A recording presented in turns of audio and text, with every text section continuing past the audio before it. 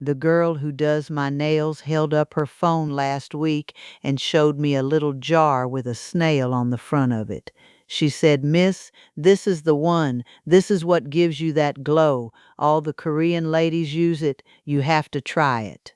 And I looked at that snail, and I looked at her young, hopeful face, and I did not have the heart to tell her right then what I am about to tell all of you, because the glow is real. I want to say that plain, up front, so nobody thinks I am here to call your daughter a fool for buying it. That dewy, glowing look you see on those women, the kind that seems to come up from under the skin, that is a real thing, and it can be yours at 70 as easy as at 27. But the part of that little jar that is actually doing the work is not the snail. It never was. And the thing that does that same exact job has been sitting in a brown bottle on a black woman's dresser for 100 years for about $3, since long before anybody thought to milk a snail and put a price on it. So stay with me, even if your skin is thin and spotted now, even if you have already spent good money chasing this very glow and felt foolish about it after, especially then. Because before we are done, I am going to put that $3 brown bottle in your hand, show you which plant the snail's so-called magic actually comes from, and tell you the one mistake that decides whether any of it works on your face or just sits there doing nothing. What is actually in that jar, though, because that is where the whole trick hides. They call it snail mucin. That is a polite word for snail slime, the trail a snail leaves behind it on the sidewalk. They farm the snails. They get them to give up that slime. They filter it, and they bottle it.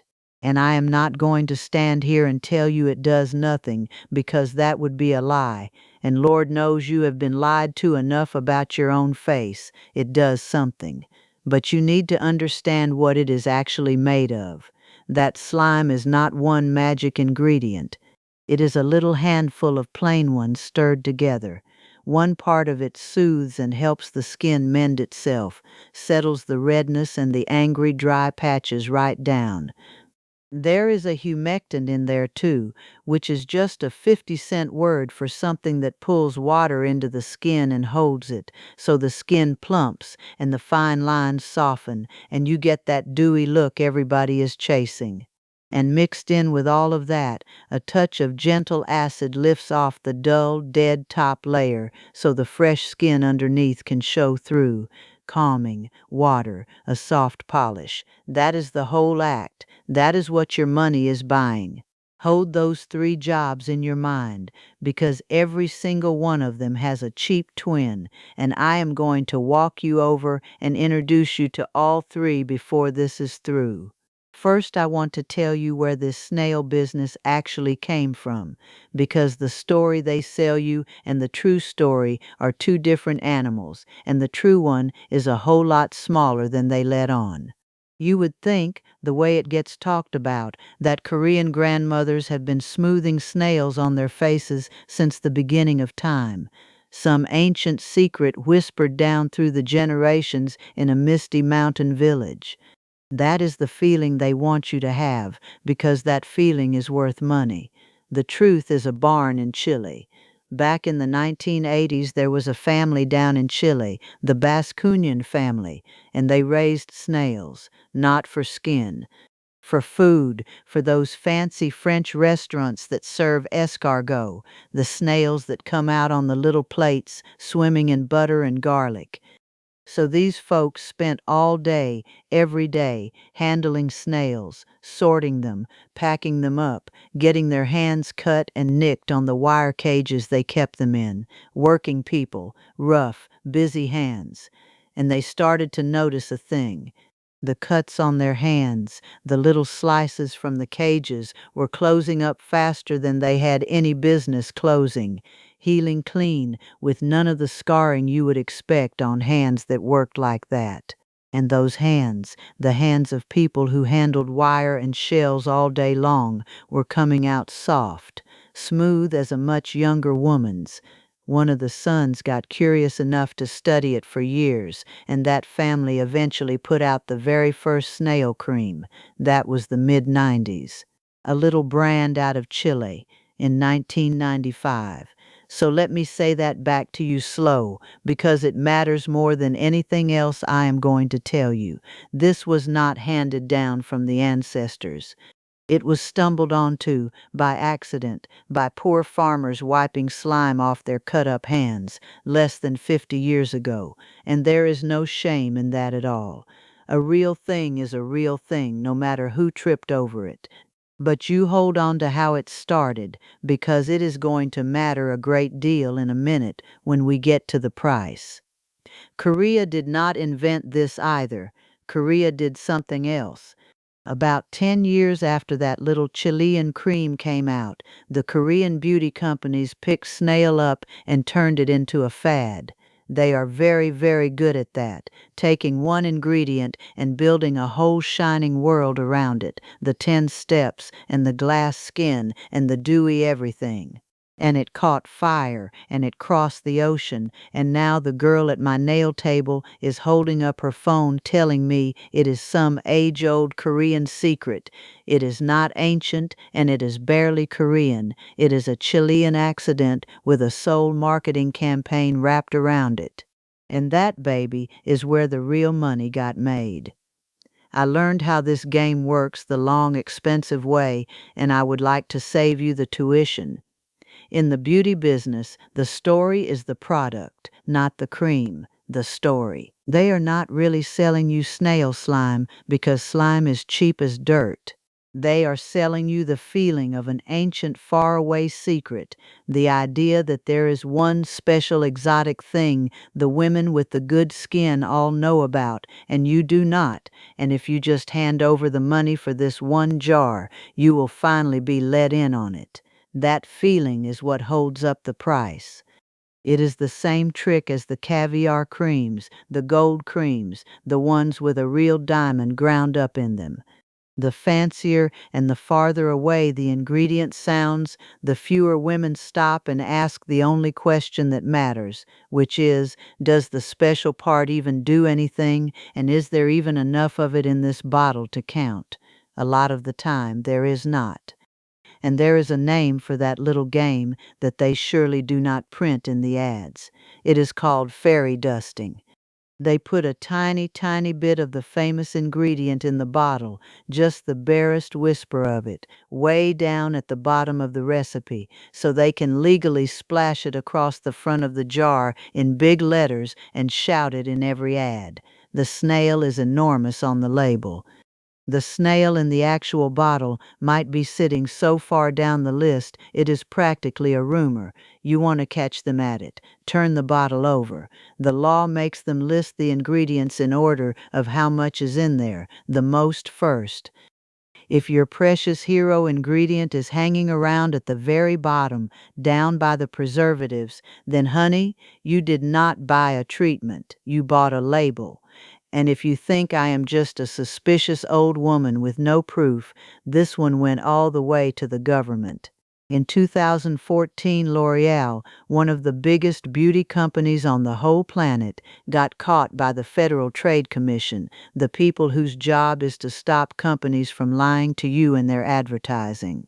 Now it was not their snail line, I will be straight with you, it was their high-end anti-aging creams. But it shows you exactly how the whole business thinks. They ran ads swearing those creams were clinically proven to boost your genes, to work down at the level of your genes and hand you younger skin in 7 days.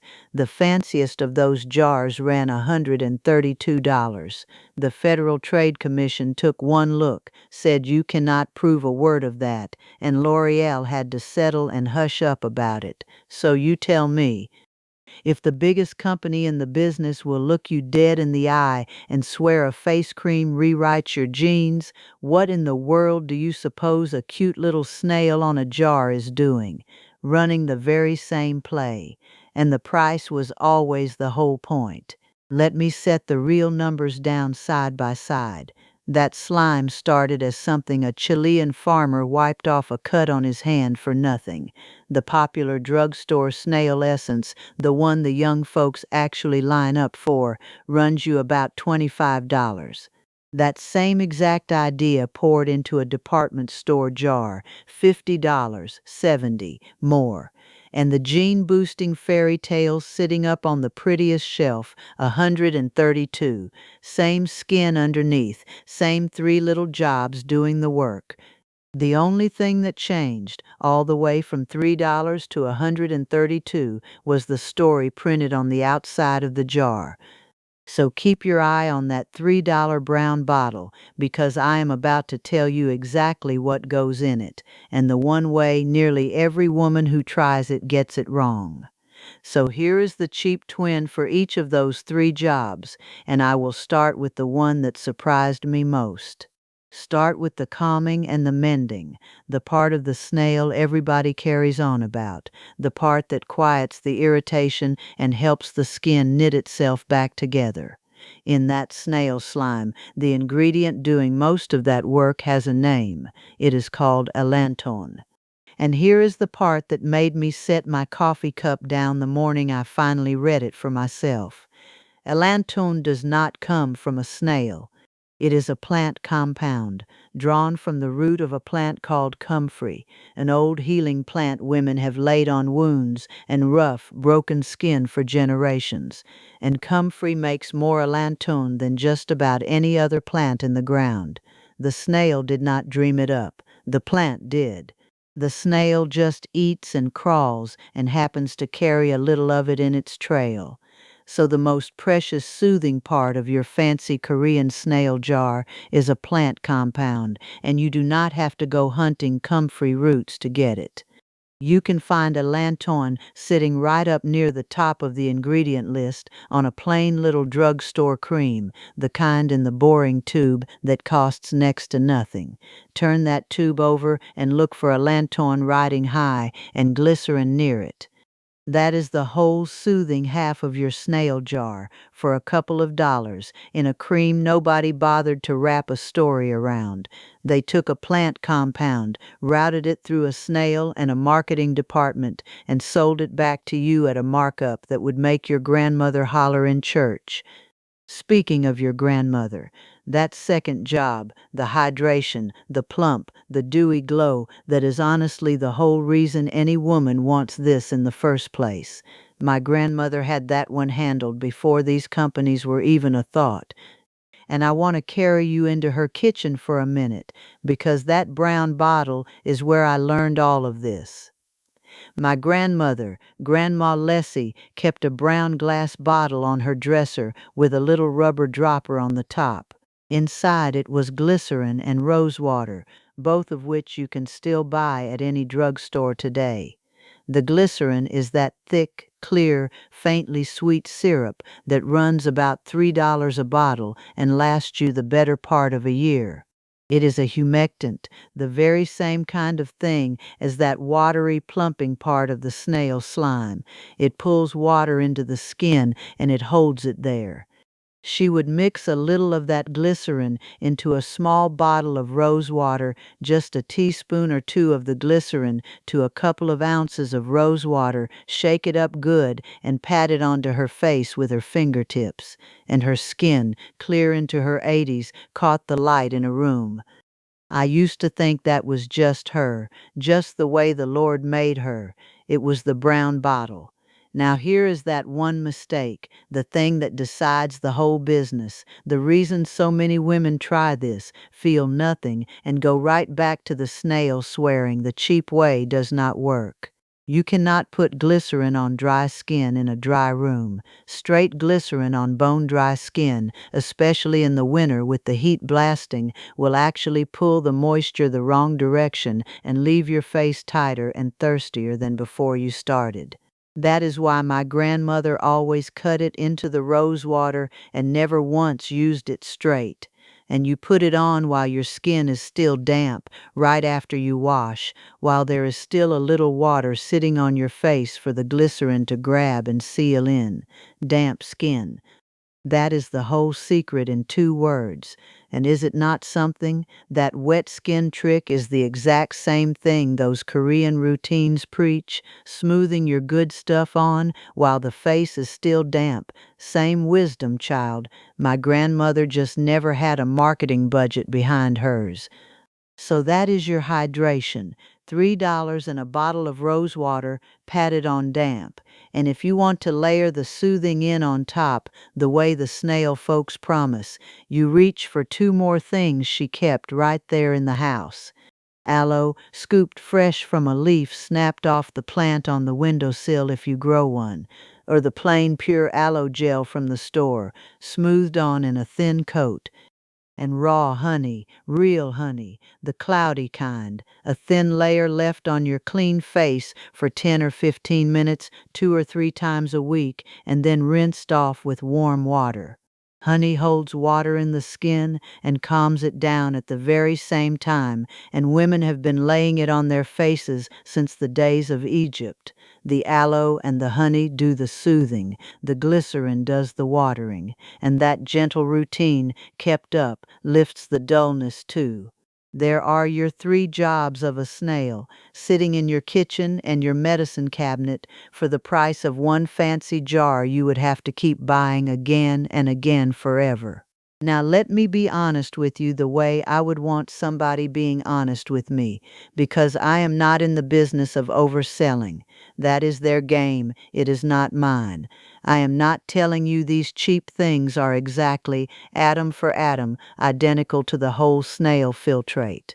That bottled slime has a few odds and ends floating in it, and the plain truth is the science on snail itself is decent, but it is not some miracle. The studies are small and few. What I am telling you is that these cheap things do the same jobs. The parts that actually make your skin look better and feel better, the soothing and the holding of water and the gentle polishing, you can hit every last one of them for pocket change. There was never any magic in that jar. There was a snail, a story, and a price tag. And if you have already decided it is too late for your skin, that the years took what they took, and no $3 bottle is going to hand any of it back, sit with me 1 second. Dry skin is not a one-way door. Thirsty skin will drink whatever you finally give it. At 68, the same as at 28. It just asks louder now and waits longer to show its thanks. So give it the glycerin on damp skin, give it the honey 2 or 3 times a week, and give it one honest month before you decide a single thing, not a weekend, a month. It did not go dull in a day, and it will not turn around in a day, but it turns. I have watched it turn on faces a good deal older than the ones smiling in those advertisements. One more word, and I am giving it to you the way the old women gave it, not the way a clinic gives it. Everything I just handed you is for skin that is dry and dull and worn down, the everyday kind of tired. It is not for skin that has crossed over into a real problem. You feel it in your gut when something is off, a place that bleeds or weeps or will not close up, something new that keeps spreading and changing on you. Honey is no answer to that, and neither is $100 jar. That is the moment you quit doctoring yourself at the bathroom sink and let a real pair of eyes take a look. Grandma Leslie never once treated a true wound at her dresser, and you should not either. Knowing which is its own kind of wisdom, and you already carry it. Here is what I keep coming back to. The snail is not the villain in this. It is just an ordinary thing somebody dressed up in a fancy foreign coat and stapled a foreign price to. The real villain is quieter than that. The glycerin, the rose water, the aloe on the windowsill, the honey, those were never anybody's secret. They were just cheap, and they worked, and working women kept them close because cheap was what they could reach, and cheap is exactly what got them in trouble. You cannot put a patent on rose water. You cannot mark up a plant your grandmother grew in a coffee can on the back step. So the people who sell skin by the jar did the only thing left to do. They got quiet about the cheap real thing and loud about the dear strange one. They sold you the space where the truth used to sit, and they have been doing it your whole life, a little at a time, so gentle you never once felt the switch. So the real win here was never just softer skin. It is that you get to walk right past that aisle, keep your money in your pocket, and quit waiting on a jar with a snail on it to let you into a club you were standing inside the whole time. The companies need you believing the good answer is far away and expensive and brand new. It was on your grandmother's dresser the whole time. Before you go on about your day, I am curious about one thing, and I hope you will tell me down in the comments. What is the most exotic, expensive sounding thing you ever bought for your own face, the one with the faraway name and the big promise printed on the front? And did it do one single thing the cheap stuff in your cabinet did not? I would truly love to know. And if any of this rang true for you, if you would rather know what is real than keep getting sold what is shiny, then come on in here with us. This little corner is full of black women our age who are good and tired of paying strangers for what we already had sitting in the cabinet, and we are piecing it back together the honest way. Press subscribe and walk with us, because there is plenty more they would just as soon you never put together, and I would hate for you to miss a bit of it.